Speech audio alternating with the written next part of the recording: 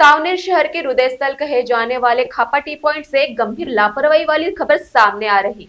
नमस्कार, आप देख रहे हैं महान्यूज 7 के लिए मैं Nandini Barve.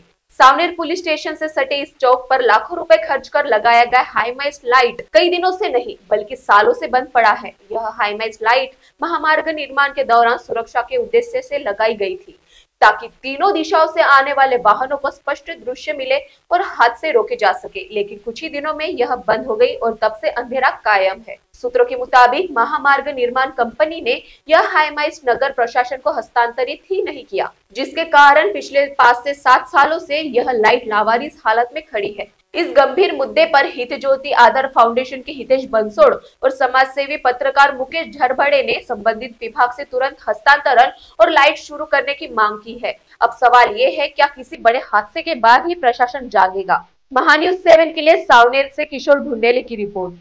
This video is sponsored by Shivam Jewelers.